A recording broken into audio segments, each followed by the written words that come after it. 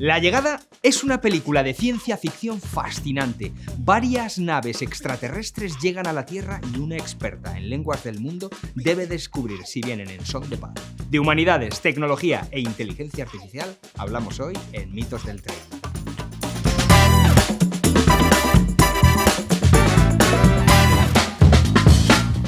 Si te sumerges en una lengua extranjera, puedes reconfigurar realmente tu cerebro. Es la frase que hemos seleccionado de la película que traemos hoy a Mitos del Trading, que no es otra que La llegada, The Arrival. Y para eso, y para hablar y utilizarla como excusa en tecnología, humanidades, comunicación y cómo hablarle a la inteligencia artificial, traemos hoy a Cristina Aranda. Ella es una apasionada de los idiomas, de la innovación, es además doctora en lingüística teórica, que yo no sabía lo que era. Ni yo, hasta que lo hice. Es además emprendedora, divulgadora tecnológica y cofundadora de Mujeres Tech y Big Onion. Muchísimas gracias por estar con nosotros. Muchísimas gracias por invitarme, José Antonio. Pero además me ha servido, como te decía, para saber la importancia de la lingüística y saber que con la filología también se puede forrar uno, ¿no? Sí, claro, yo en todas mis charlas digo que me voy a forrar, que ahí ya hackeo un estereotipo, que la gente se piensa que la lingüística no sirve para nada, pero a que sirve un te quiero, sirve oye, qué bien lo has hecho, y sirven los documentos legales, las due diligence, los emails, los call centers, todo eso es lingüística. El 80% de los datos que manejan las empresas y las administraciones públicas son de naturaleza lingüística, son datos no estructurados. Pues yo quería preguntarte eso, o sea, ¿qué hace una lingüista en tecnología? Bueno, yo empecé de forma azarosa. Yo hice filología porque quería ser actriz y resulta que lo más vinculado con la dramaturgia era la filología, pero ahí tuve varios profesores y profesoras de lingüística que dije, ostras, que esto es lingüística, porque me había quedado con lo de la sintaxis, ¿no? Que es todo el mundo lo que le hace el drama, el duelo. Eso, sí, que la gente se queda con que eso es sintaxis. No, el lenguaje es mucho más rico. Con el lenguaje persuadimos, hacemos cosas con el lenguaje. De hecho, hay un gran libro de la gran Estrella Montoliu que es Cosas que hacemos cuando conversamos, ¿no? Que ahí explica cosas que hacemos, ¿no? Seducir, convencer a una junta directiva, ¿no? De cómo va la empresa y muchas cosas que hacemos con el lenguaje. Entonces, yo hice en su día, un momento en paro que estaba, un curso de posicionamiento SEO, de cómo buscamos, y allá hice el match. El momento Tinder mío, de mi conocimiento lingüístico y lo que me podía forrar. Dije, es verdad, es que Google y cualquier buscador es un zoco léxico-semántico de cómo los hablantes buscamos a través de las palabras, ¿no? Y es una puja, un zoco léxico-semántico donde se puja por palabras. Y esto solamente en los buscadores. Y entonces empecé a indagar, a estudiar, hice un máster en Internet Business en el ISDI y ahí es cuando ya empecé ya a asumir puestos de responsabilidad en empresas de software como responsable de marketing y luego ya empecé a vender inteligencia artificial. Porque como en la película, al final hay una conexión entre la comunicación y la emoción. En estos calamares que hablan. Totalmente. Vayámonos a un lenguaje universal como es la música, ¿no? Que hay determinadas canciones, determinados versos, o la poesía, que es que te dan un electroshock, ¿no? de la emoción, ¿no? El lenguaje es vínculo. De hecho, en la película, ¿te acuerdas? Sí. En una de las escenas ella se quita porque no le ven. Es muy importante la comunicación no verbal, pero también el contacto, ¿no? Y de hecho no es baladí que ella sea la única persona de las que se relaciona con esos seres extraños en forma de calamar que le dan un superpoder y que de hecho el final, ¿hacemos spoiler o no de la película? Bueno, el gran final, que es que todo el mundo haya paz mundial, ¿no? Fíjate tal cómo están las cosas, pero esa la consigue porque ella, a través del lenguaje, el representante chino le comunica y ella es capaz de ir al futuro, volver, al futuro y volver al presente, ¿no? Entonces, ¿cómo crees, Cristina, las humanidades conectadas con la tecnología, qué papel crees que juegan? Pues mucho. Pensemos que el 80% de las personas que están desarrollando la tecnología a día de hoy son hombres blancos, de mediana edad, judio-cristianos, heterosexuales, sin discapacidad, formados en las mismas universidades y en los mismos estudios, ingeniería informática, ingenierías. ¿Qué pasa? No tienen ninguna regulación de la inteligencia artificial, ningún código deontológico. Bueno, sí, el Colegio de Ingenieros e Ingenieras Informáticas sí que tiene un código, pero no de inteligencia artificial.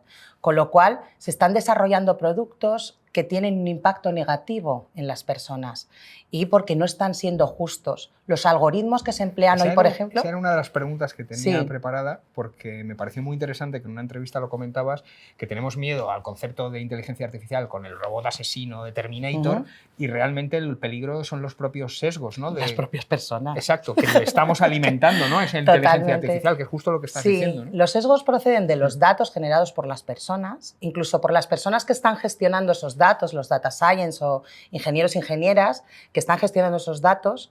Ya a la hora de seleccionar unos datos y no otros, ya allí hay sesgo. Luego, a la hora de entrenar a la máquina, pensemos que la máquina tiene un input y un output.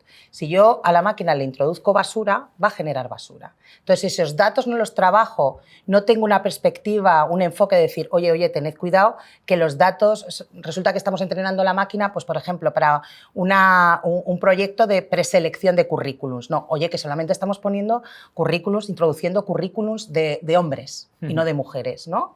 Pues ¿qué pasa? Que está descompensado, ¿no? Y ya si introducimos, ya puede venir Nuria Oliver o Pilar Manchón, que son eminencias de la inteligencia artificial, introducimos el currículum y la descarta. Porque la inteligencia artificial haya patrones y toma decisiones en virtud de esos patrones. Y si yo no estoy balanceando para que esa inteligencia artificial sea ecuánime en la toma de decisión a partir de esos patrones, pues es muy difícil. Y por eso necesitamos gente de humanidades, personas que sepan de regulación, personas de filosofía, de diseño, de lingüística, que digan, oye, ¿qué datos tenemos? Vamos a limpiar, y de hecho cualquier proyecto de inteligencia artificial, el 80% se dedica a limpiar, se debe dedicar a limpiar. ¿Y qué pasa con estas inteligencias generativas? Que están muy sesgadas. Tú introduces, hay una página web que se llama Midjourney, donde introduces nombres de puestos de trabajo y te generan siempre, pones genio, y te genera hombre, ¿no? Genius en inglés, que no tiene marca flexiva. Pero ya hay la contraposición, una serie de creativas que han creado Miss Journey, ¿no? Pues lo mismo, pero hackeando esos sesgos. ¿Por qué? Porque estas inteligencias artificiales están siendo entrenadas por todo lo que hay en Internet.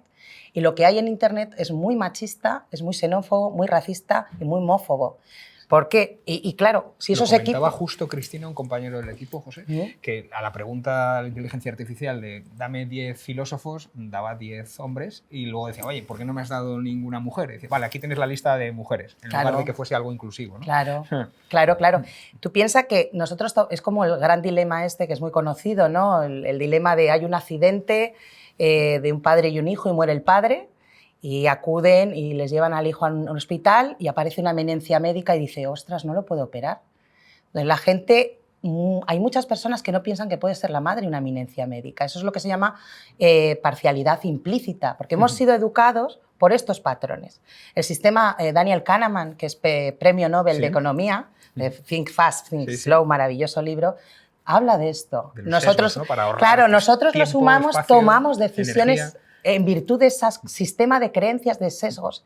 Entonces, volviendo a lo que decíamos antes, si en los equipos solamente hay esta tipología, estos perfiles de hombres, y no tenemos en cuenta nunca a nadie, o la diversidad o lo diferente, se van a tomar siempre las mismas decisiones, no se van a tener en cuenta. El otro día en ChatGPT me comentaba un alumno que doy clases y me decía, le he preguntado qué hay que hacer para ser feliz, que me pareció genial la pregunta. Y no decía abrazar, no decía el contacto, ¿no? La emoción. Claro, porque igual no han tenido en cuenta esas necesidades, ¿no? humanas. ¿Qué decía el ingeniero que alimentó al chat? Eso es lo que coge. Además, estos tipos lo hablaba el otro día con una compañera filóloga, que son un estilo muy enlatado. La gente no es natural, no fluye, es muy enlatado. Le he preguntado al ChatGPT qué le preguntarías a Cristina Aranda. ¿Sí? ¿Qué te ha dicho? Y me ha dicho... Muero ansia viva. Me dice, pregúntale a Cristina Aranda cuáles son las áreas más importantes de la lingüística para desarrollar la inteligencia artificial. Sí, bueno, pensemos que depende del caso de uso que vayamos a abordar. Hay una lingüística, un área que es la disciplina de la lingüística computacional. Son los lingüistas computacionales, son aquellos y aquellas lingüistas que saben hablar lentequiano, saben que la máquina habla en ceros y unos, no tiene emociones, pero hay que traducirle nuestro sistema tequiano. Claro, tequiano. Hay que hablarle en ese sistema binario, en el lenguaje que hablen las máquinas, ¿no? En esos lenguajes de programación, Python, JavaScript, etc., ¿no? Y conocen esos lenguajes, conocen nuestro lenguaje y también saben de inteligencia artificial. Pero luego hay una serie de lingüistas que pueden trabajar en diferentes ámbitos.